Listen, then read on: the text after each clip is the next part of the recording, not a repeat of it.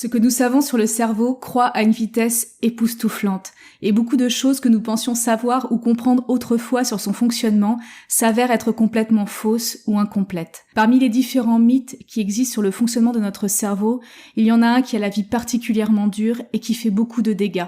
C'est le fameux mythe des dates de péremption cérébrale. Ces dernières années, les neurosciences ont fait des progrès considérables et viennent éclairer la magie du fonctionnement de notre cerveau et l'outil de croissance exceptionnel qu'il représente pour chacun d'entre nous. Je vous donne rendez-vous dans l'épisode d'aujourd'hui pour faire le point sur ce que dit la science et détruire ensemble un mythe qui a découragé bien des apprenants en langue. À tout de suite.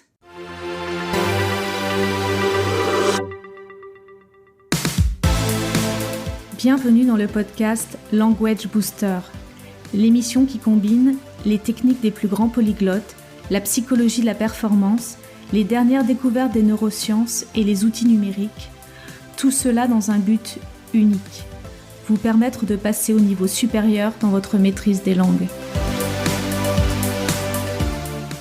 Ce que nous savons sur le cerveau croît à une vitesse époustouflante, et beaucoup de choses que nous pensions savoir ou comprendre autrefois sur son fonctionnement s'avèrent être complètement fausses ou incomplètes. Le problème, c'est que si la science a déjà corrigé un bon nombre d'idées fausses, les bonnes nouvelles ne se sont pas encore propagées partout, et beaucoup de personnes restent encore enfermées dans les mythes et les croyances de l'ancien monde. Comme le disait William Gibson, le futur est déjà là, il n'est juste pas uniformément réparti. Parmi les différents mythes au sujet du cerveau, il y en a un qui est la vie particulièrement dure et qui fait beaucoup de dégâts.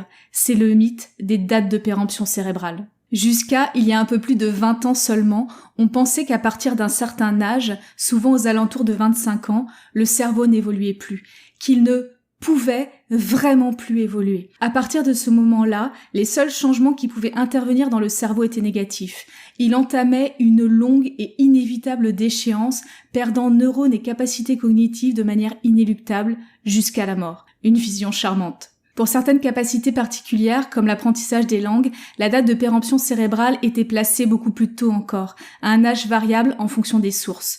Pour les plus pessimistes des chiffres que j'ai croisés, il ne fallait plus espérer grand-chose de bon dans ce domaine après 6 ou 7 ans.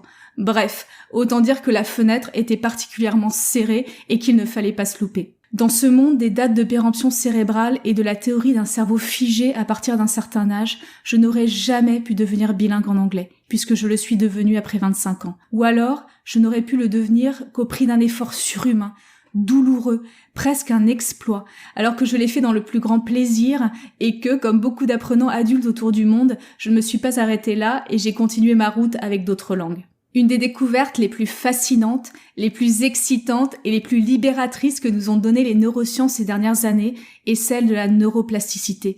Cette capacité qu'a le cerveau de changer, d'évoluer et de se réorganiser tout au long de la vie et pas seulement dans nos premières années. L'avancée des technologies et de l'imagerie cérébrale en particulier ont permis de mettre en évidence des réorganisations d'ampleur dans ce cerveau adulte qu'on pensait figé. Les recherches qui ont suivi ont montré que tous nos comportements, toutes nos actions et tous nos apprentissages changent notre cerveau.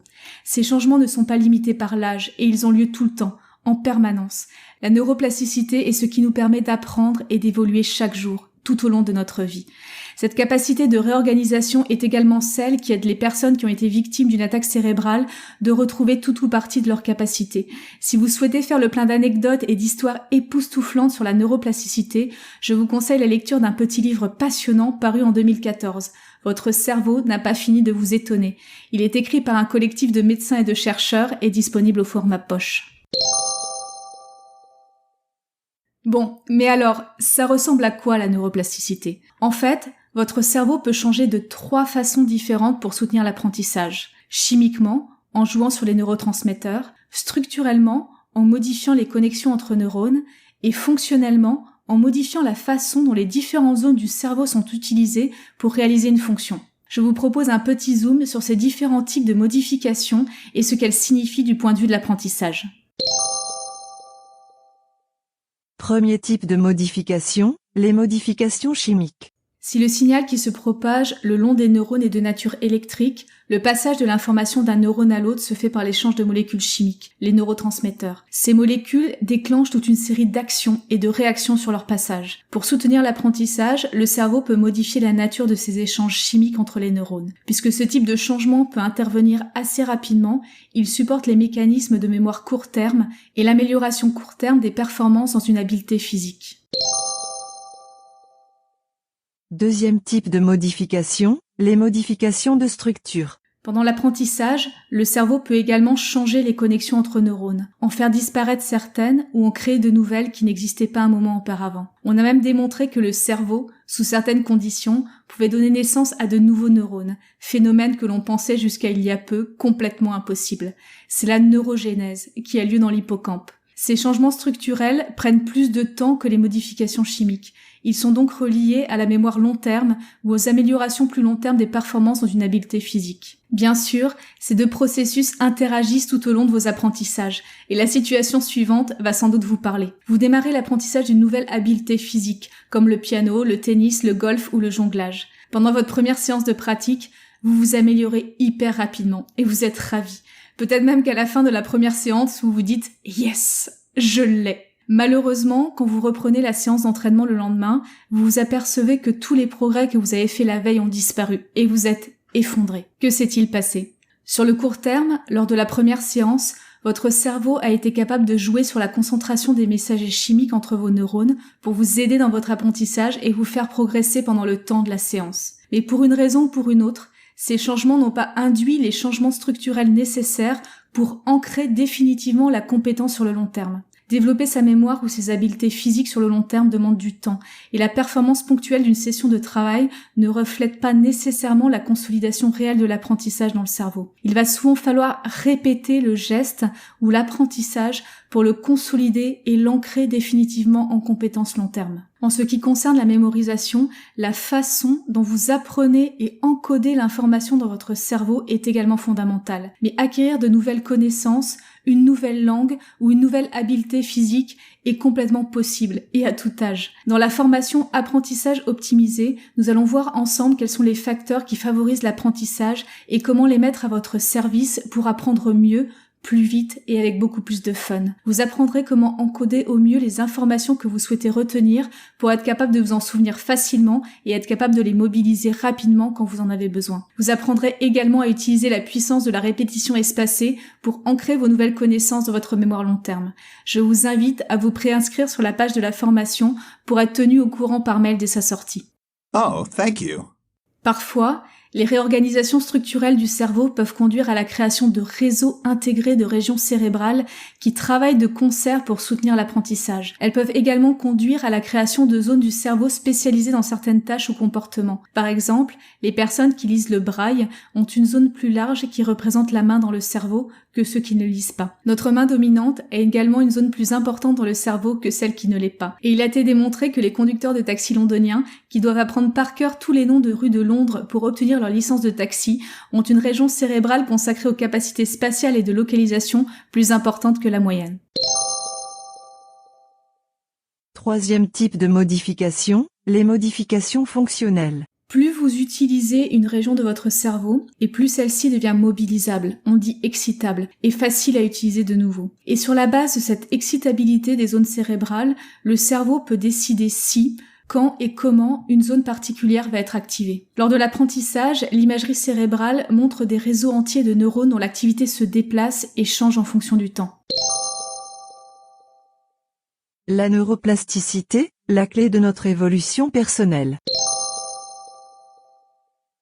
La neuroplasticité du cerveau est donc soutenue par 3 types de changements, chimiques, structurels et fonctionnels. Ils peuvent intervenir en isolation, mais la plupart du temps, ils agissent de concert à travers tout le cerveau pour soutenir les mécanismes d'apprentissage à chaque instant et tout au long de notre vie. Ces découvertes sont fascinantes, mais surtout extrêmement libératrices, car elles nous rendent notre capacité à évoluer, à apprendre et à changer tout au long de notre vie. Une capacité que nous enlevaient les terrifiantes dates de péremption cérébrale. À la fin de l'écoute de cet épisode, votre cerveau ne sera littéralement plus le même qu'au début, chimiquement et physiquement. Vous aurez réfléchi, vous aurez eu des idées, vous aurez fait des liens.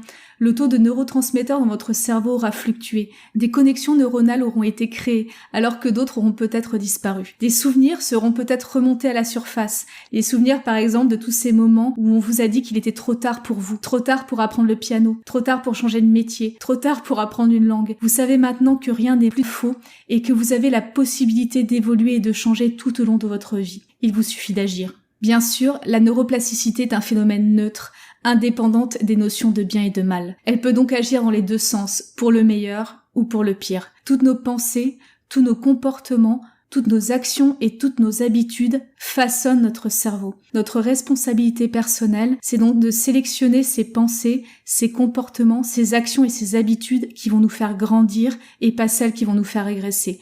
Ça ne dépend que de nous. En termes d'apprentissage des langues, cela signifie laisser sur le bord du chemin tout un ensemble de pensées négatives, de mythes et de croyances limitantes qui vous empêchent de progresser. Celles qui vous disent que vous n'êtes pas capable, ou pas assez doué, ou trop vieux, ou trop vieille, ou encore que vous n'avez pas assez de temps. Ces pensées sont inutiles et ne font qu'une chose: vous sapez le moral, baissez votre énergie, vous empêchez de croire en vous et de progresser un petit peu chaque jour. Elle vous enferme dans une prophétie autoréalisatrice. Et petit à petit, d'échec temporaire en déception, vous finirez par abandonner et c'est vraiment dommage. Tirer parti de la neuroplasticité pour l'apprentissage des langues, cela signifie également passer à l'action, un petit peu chaque jour, et mettre en place les comportements et les habitudes nécessaires et appropriées pour progresser en langue et se construire, jour après jour, le cerveau que vous voulez. Un cerveau bilingue ou un cerveau de polyglotte. C'est ce que nous verrons ensemble dans les formations The Road to Mastery. À tout de suite dans les formations. Salut, c'est Léa. N'oubliez pas de vous abonner au podcast sur votre plateforme d'écoute préférée. Ainsi, vous recevrez une petite alerte chaque fois qu'un nouvel épisode est publié. Tous les épisodes du podcast sont également disponibles en téléchargement sur la plateforme de formation. À tout de suite. Go!